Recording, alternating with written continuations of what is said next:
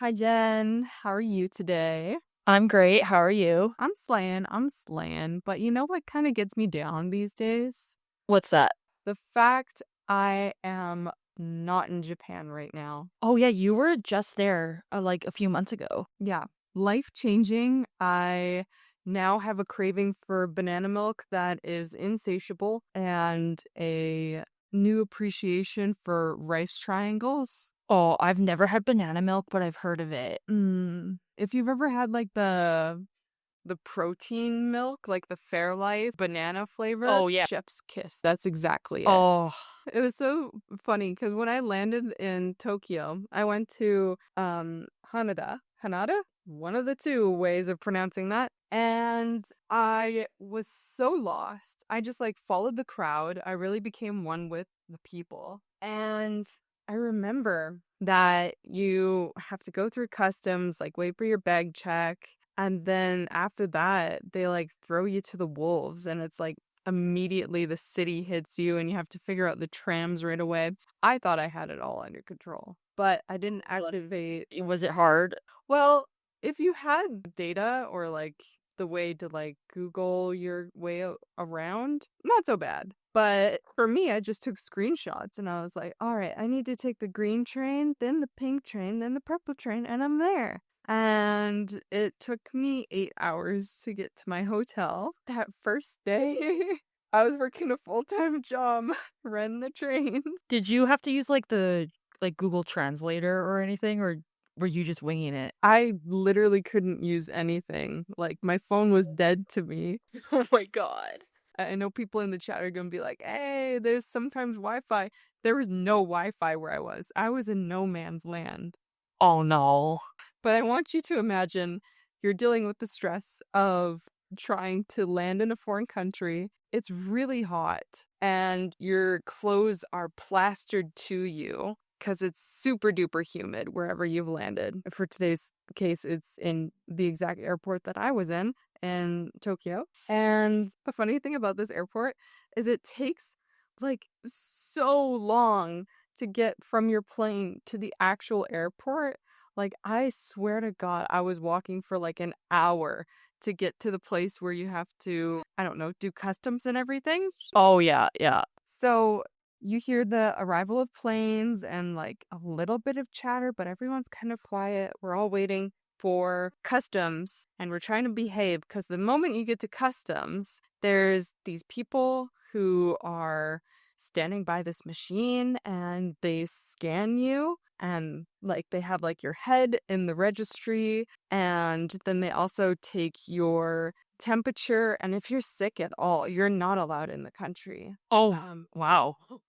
yeah, it's really intense. But you're going through, they've stamped your passport. They always ask why you're in Japan and like what brought you there. It's normally the same. Oh, yeah, I'm just traveling for pleasure or I'm just seeing friends. Nothing too serious. But there was this one time, there was this man who stepped forward in the customs area to the custom officials. He was pretty smartly dressed. He's Caucasian, or at least he looked Caucasian, and he had a neatly trimmed beard. At first glance, he seemed just like any other man going to Japan, but as he presented his passport to the customs officer, something strange really occurred. The document was crisp and authentic. However, there was something very strange. It stated his nationality as Taured. What's the problem there? Well, there's no country named Taured, not on any map or an atlas or an official registry known to authorities.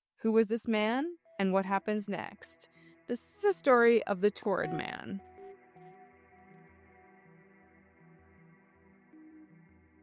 Hi, and welcome to the Decomposing Flower podcast.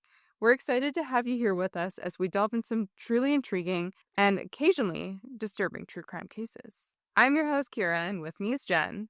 Everything we say in our podcast is information that we have gathered from testimonies, interviews, documents, and trustful sources. Any opinion we say is our own. If we get any information wrong or say anything wrong, let us know in the comments. I am very humbled by my ability to speak Japanese. So if I pronounce something wrong, which might happen, just know I'm trying my best. And of course, we mean no disrespect to any victims or anyone affected by this case. Today's case is just a little bit confusing. We're going to go over some theories because this case is unsolved. So let's get into it. Like I said, the man was Caucasian with a beard. He presented his passport to the customs officials at Haneda Airport. He seemed to have this air about him, like he traveled a lot.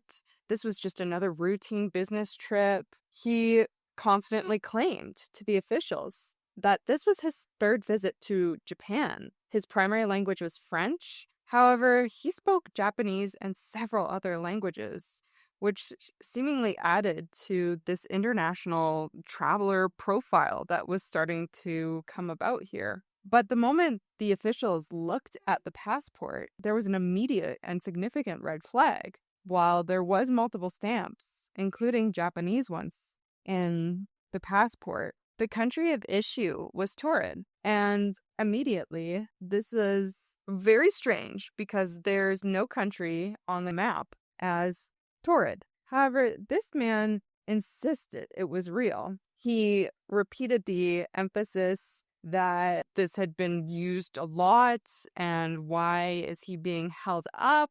It seemingly was obvious forgery, but the guy claimed it was legitimate, despite the impossible country that has never existed before. So, to resolve this kind of confusion, officials presented the man with a large world map.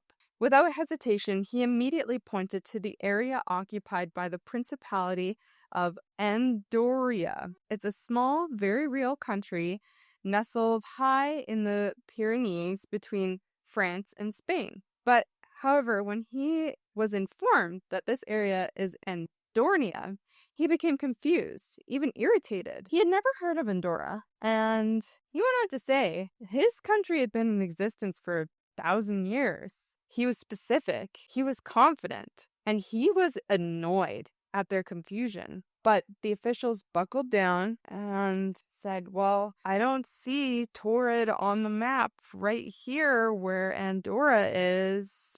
Do you? He continued to get even more mad, but something just wasn't quite right. The man continued to provide further details about his alleged business trip, the company he worked for, the hotel that he claimed to have a reservation to, and even officials in Tokyo who he was supposed to be meeting. He even carried currencies of various different countries, suggesting an extensive travel routine. So the authorities followed up, and there was dead ends, no matter where they looked. The company that he mentioned did exist in Tokyo, but they had no record of this man. The hotel that he said he had a reservation at did exist, but the employees confirmed no such booking was made. Even the bank he claimed to work with didn't exist anywhere. With his story unraveling before him, and with the officials coming back and saying, hey, you lied to us. Why are you lying? They were pretty suspicious that he was some kind of criminal, maybe even a spy. So they decided to detain him. He was taken to a nearby multi-story hotel and placed in a room. And this is really important. This room was high up with no balcony. There was only one entry and exit point, and 2 guards were placed at his door. Remember this because it's important for later. His documents and personal belongings were confiscated for further examination. However, this is where it gets truly strange. The next morning, when officers returned to continue their questioning, they found the room empty. The man was gone. He just simply vanished. The guards who had been stationed outside all night swore he never came to the door. The windows were sealed shut. And from a high floor with no balcony, escape seemed utterly impossible. So this has kind of lingered on for a long time as far as the discourse and everything. But I just want to add one more final thing. So he disappeared, and all his personal documents disappeared with him, including his unique passport and everything that he had, all the money, everything. No one ever saw this man again. They tried searching for him, but he had disappeared in the same air that his country existed in. Did he have currency that was, like, from his country? One source said that there was money from Torrid as well as traveler's checks. That's so weird. Did he say he flew from Torrid? No, he was like on this international flight bender. Okay, that's interesting, though. So the story of the Torrid man seemed insane, crazy, and the internet and everyone ran wild with it. This happened, I believe, back in the 1950s. So was the internet around? No. But is the internet around now? Yes. So a lot of theories still exist today. One of the most popular and compelling theories is that he was from a parallel universe or a multiverse traveler, saying that the man accidentally slipped through the seams of his universe and landed in ours by mistake. His parallel Earth said that Torrid exists exactly where Andorra is on our maps, and he was simply telling the truth from his side. Then his disappearance is just the universe correcting itself and putting him back in his original dimension. Another intriguing possibility that came up is that he was a time traveler. Perhaps he journeyed from a future where Torrid was a recognized nation, or the past where the maps were very different. Then he got stuck here, then unstuck, and just returned to his own time. Weird to say because it seems like he's, I don't know, traveled around a lot. And why would he suddenly choose here and now to just like poop? Yeah. More grounded theories do exist, though, saying that maybe he was just delusional and he suffered from a severe mental condition like DID or schizophrenia, because he had unwavering confidence in the fact that, no, this is where my country exists. And, just like to do with him, he seemed so put together.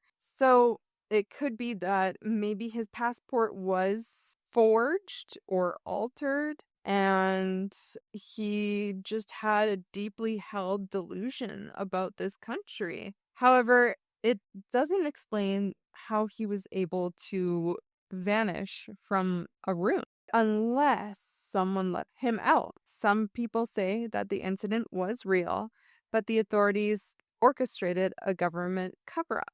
Some parts of this theory say that officials knew something truly inexplainable had occurred, but he wasn't the first in such cases. Or that maybe he really was from Andorra, but the government put a random fake country on his passport and detained him, and he was never seen again. Maybe that could have been something. Or the whole thing could have been a hoax. This perspective exists because there's no official record of this event, not from the Japanese government, not from the airport, and not from news or archives. Most references to the story appear in paranormal books or internet forums long after 1954 when this occurred. Often, you will find it on Reddit as a copy pasta with very little information. It could be exactly like we're doing right now, telling you a story on a podcast.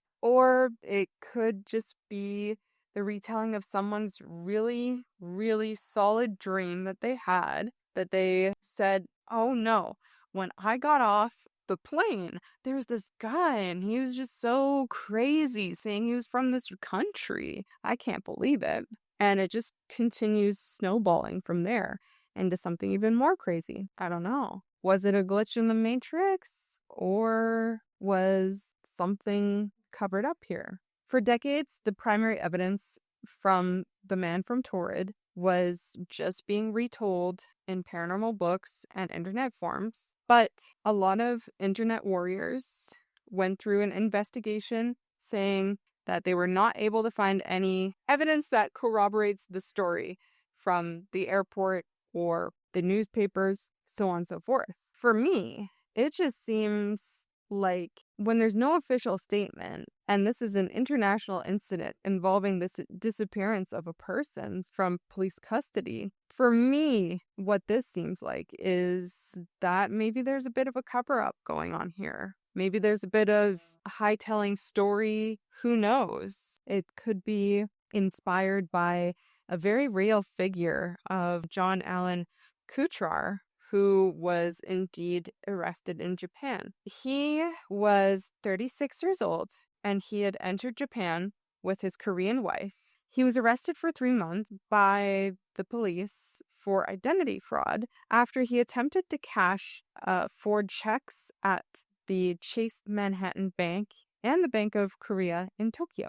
His passport, while containing stamps of Japanese embassies in different Asian countries, was ultimately determined to be counterfeit and its seals fabricated. He had invented a nation, a capital, a people, a language for his self-made passport. The country on his passport was Taured or Tured, with its capital reading Tamaracient. He claimed that it was a state of 2 million somewhere in the south of the Sahara, extending from Mediterranean to Sudan. This was very different from Torrid and Andorra to being in the Sahara, but the name Torrid from the urban legend could be a misspelling of Tuareg, which is spelled Tuareg, just so you know, referencing to this alleged country. Tamaracient was a real province in Algeria. However, he was making outlandish claims about his background, saying that he was born in the US, he moved to the UK, and he was a pilot of the Royal Air Force, a spy for the Americans in South Korea, and he had worked for the United Arab Republic. All of these claims were not true, and he also said that he spoke 14 countries, so love that for him. Despite the vanishing act of the legend, John did not disappear. He was sentenced to a year in prison for illegal entry and passing phony checks. After his release, he was deported from Japan to Hong Kong, while his wife was deported to South Korea. He then tried to commit suicide in front of the judge during his trial. The transformation of his story, a case of identity fraud and forgery, into an interdimensional mystery could be a very strong possibility into the whole mystery of the Taured man. There was no necessary proof of existence of a man, but, he did disappear from the public eye. It could be that someone was telling the story of how this man committed fraud, but it was embellished to get even more crazy each time it was told. So it evolved into this great mystery. John was arrested in 1959 to 1960, and the legend started in 1954. And it could be that, despite the invented country being in the South Sahara, they could have just said, it's somewhere between Spain and France. I don't really know where it is. But yeah, it could be just this telephone game that was happening. So the journey of the Taured man takes us from a crazy airport encounter to maybe a skilled con man. What seems an impossible mystery fueled by a passport from a non-existent country to a disappearance could be just the result of telling a wrong story. Not necessarily a glitch in the matrix or interdimensional time travel. It could be that we are just saying the story wrong. But let us know your thoughts in the comments down below. And thank you so much for listening. We really hope we explained this case with as much factual information as we could. Like I said, during the case, there was kind of no official sources, so this was a lot of internet discourse. So keep that in mind as I was telling the story. And again, we meant no harm, and if we did say anything wrong, you can let us know in the comments. Continue the conversation down there, let us know your thoughts, and we'll see you in the next episode.